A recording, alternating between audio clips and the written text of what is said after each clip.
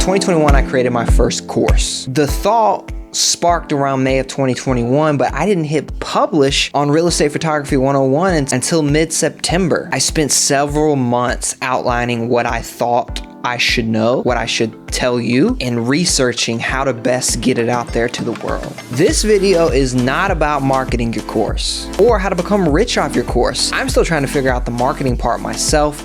I do have a note on it in the end of what I've learned so far, but you can leave if you're looking for a video about how to market your course. This is just not it. Today I want to go through everything that I did, what I learned, and what I wish I would have done differently when creating my course. So by the end of this video, you will have the knowledge you need to get your course out there. What's going on? My name is Cole Connor. I'm an artist and entrepreneur, and I was put here to do two things: create and inspire.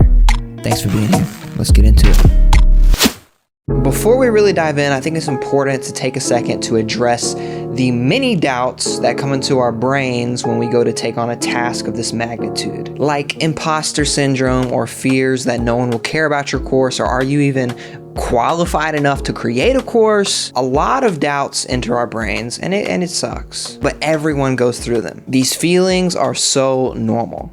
I felt like after 6 years of real estate photography experience, hundreds of thousands of dollars I've made, hundreds and hundreds of clients, building 3 different businesses in 3 different cities, that I still didn't know enough to put out a course. But in reality, there's so much that I know that I can teach a beginner.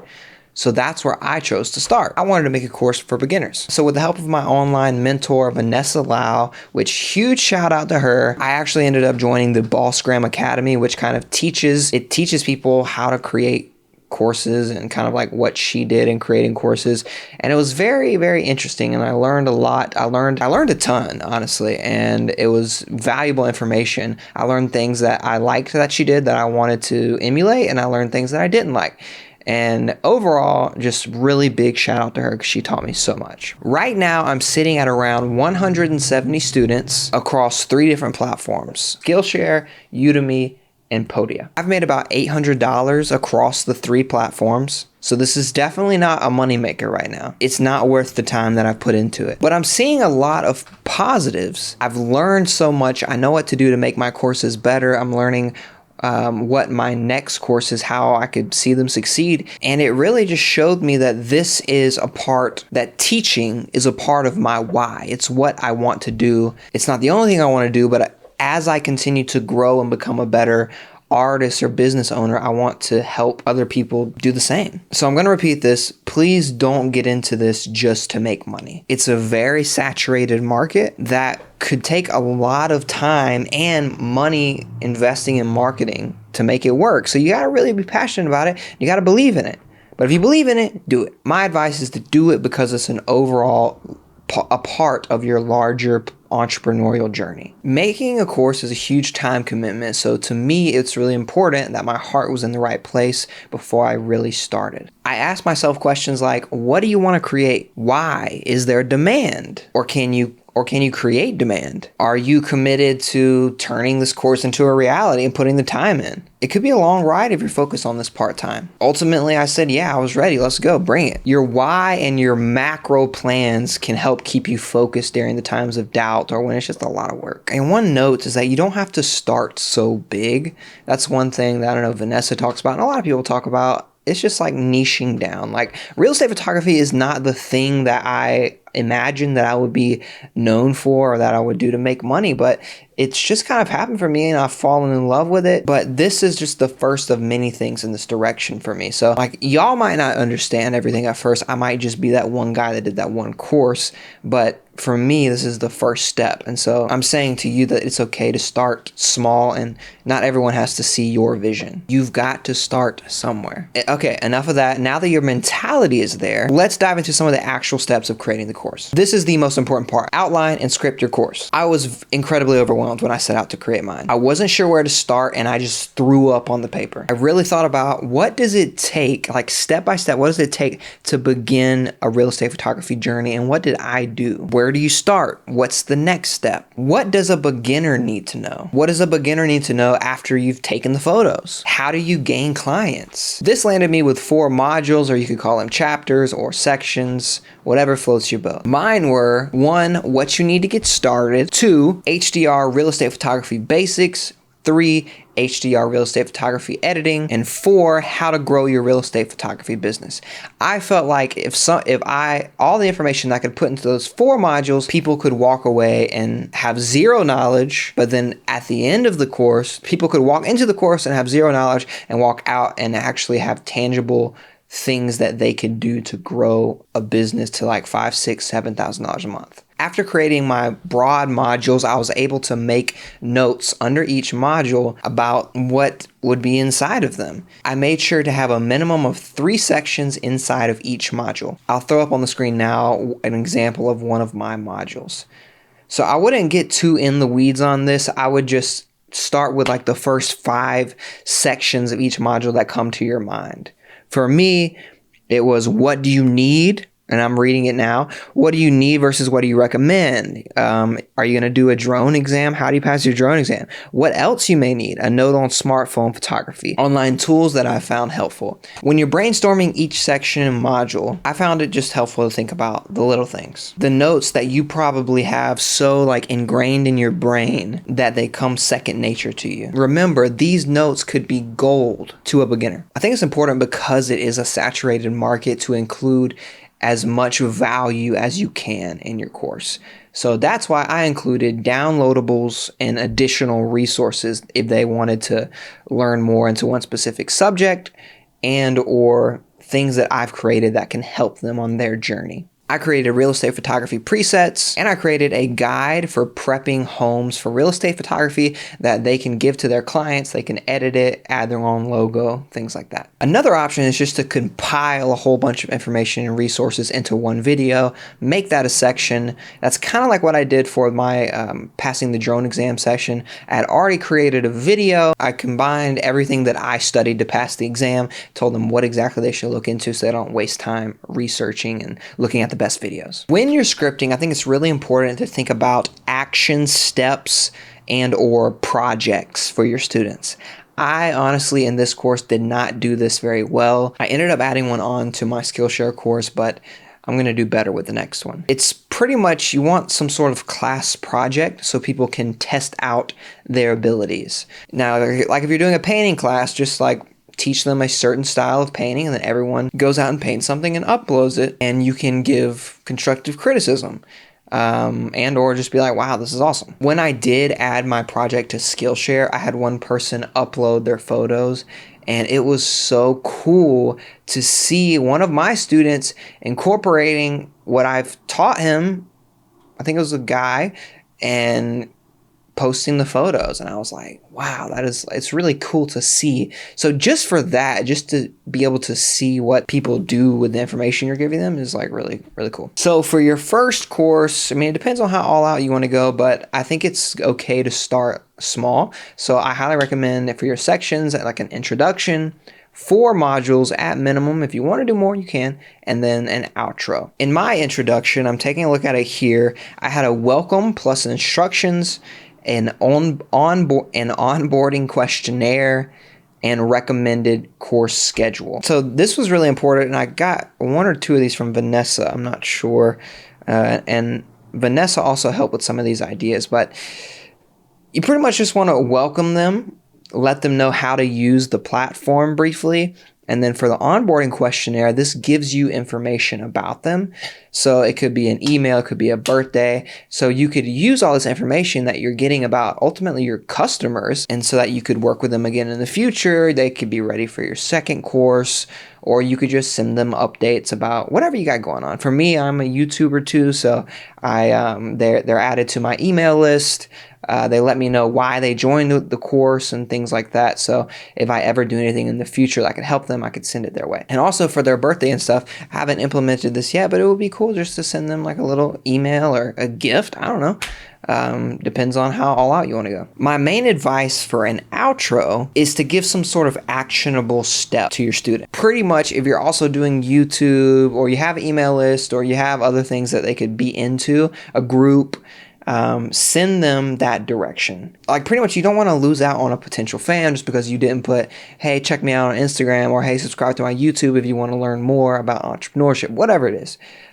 Really important to give them that actual step, because it might only be 1 out of 10 or 1 out of 20 that actually want that, but Those could be your super fans, people who really love what you do and may want to come back for your next product. The next really important piece is to script your course. That was just outlining, folks. Now we're talking about scripting. I completely scripted my course, aka wrote out every single word. Now, yes, can I go off course and ad lib? Yes, on all my YouTube videos, I write it out. I have it written out right here. If I want to go ad lib like I'm doing right now, I can, but I write it out so it all makes sense. You can check out one of my videos here where I talk about how I batch, script, and my creative workflow. Just like with my YouTube videos, I felt like it'd be extra valuable to go ahead and write it out so there's no fluff. As a side note, my productivity platform of choice is Notion. This is where I scripted out everything. This is where I script out my YouTube videos. It's super intuitive. It's powerful. It's very creative. It made bringing this course to life super easy. If you want to check it out, I believe it's notion.so. But you can just Google Notion productivity and it'll pop up. I mean, scripting is really just as simple as that. You just want to script out and write exactly what you want to say.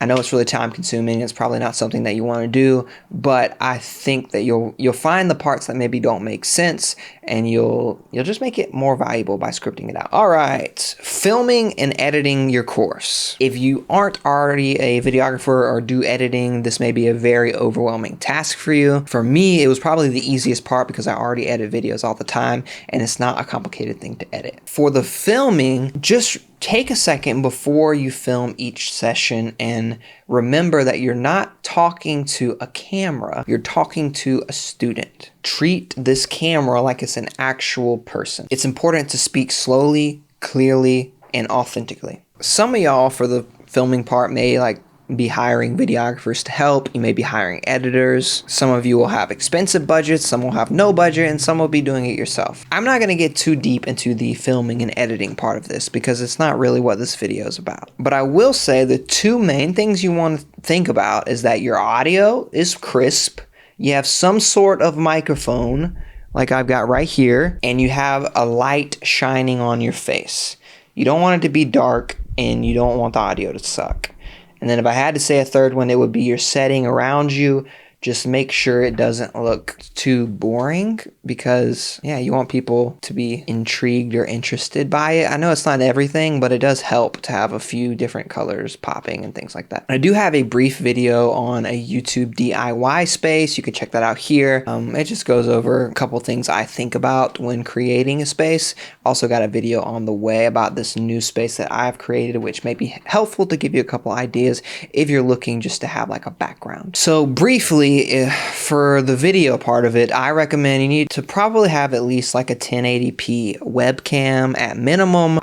Camera-wise, I really like the Sony. If I had to choose, if your budget's smaller, I would do the Sony A6000 series. If you have more budget, and any like Sony A7 II or 3 or A7S 2 or 3, pretty much the A series or the A7 series. But I mean, if all you're filming is a course, I probably wouldn't get those because they're very expensive. You can do it with just a webcam. Just make sure that you're lit up and your audio is good. For audio, I use the Shure SM7B. It's about $400, but pretty much any decent microphone will work. One that goes on top of the camera, it's called the Rode Video Mic Pro Plus. It's very good, especially if you're kind of close up to it. So that is an option if you're going on camera.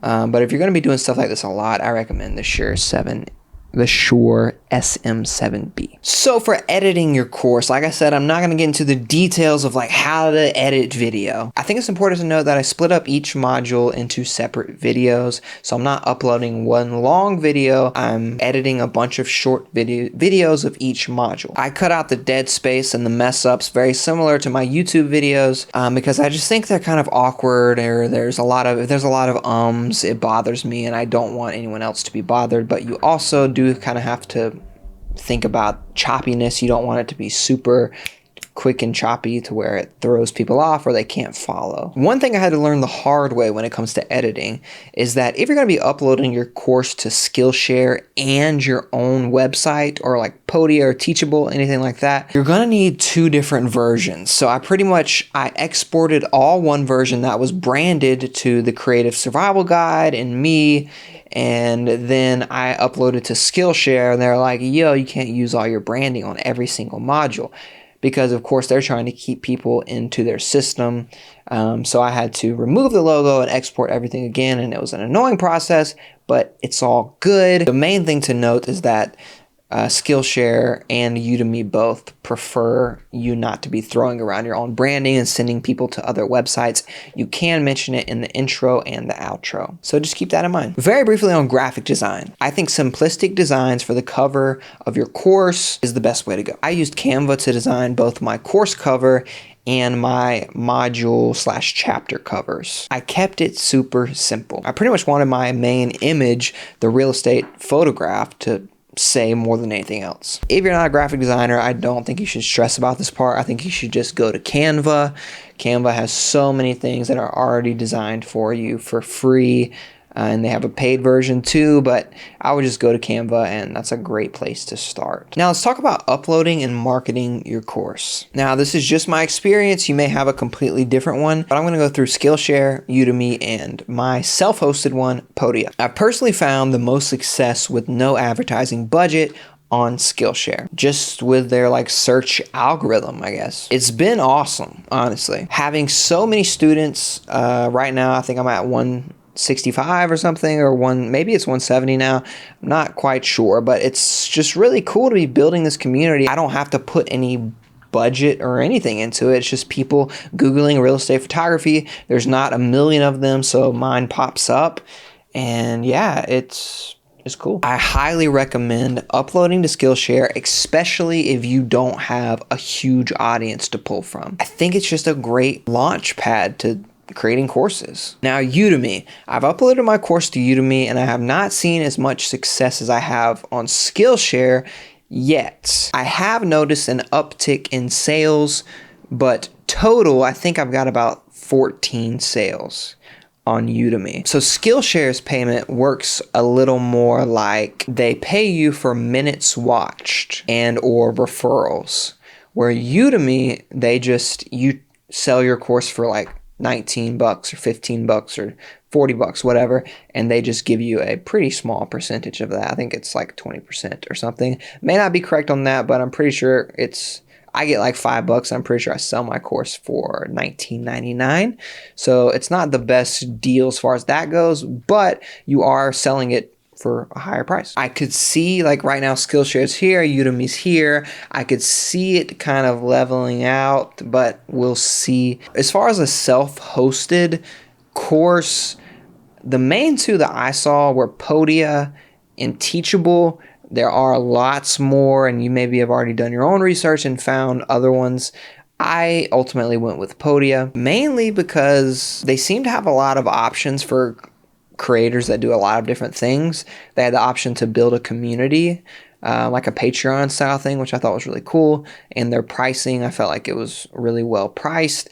But I mean, I just know there's lots of other options. So Podia, it's been good to me. I've liked it so far. But also the truth is I just haven't gotten many sales on Podia.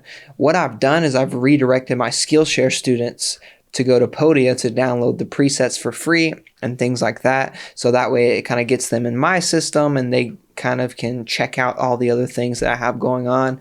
But yeah, Podia just isn't popping like Skillshare. I feel like as far as self-hosting goes, if you don't have an audience, it's just not going to make much of a difference, unless we're going to get into the marketing a little bit. Unless you're trying to you got a marketing budget and you're trying to run Facebook and Google ads and things like that. I attempted to run Facebook ads, but after I spent a couple $100 and I had 0 sales, I was just like, I pretty much wasn't in the best position to keep spending money. Like, I know eventually I probably would have gotten sales and I would have adjusted my ads and things like that.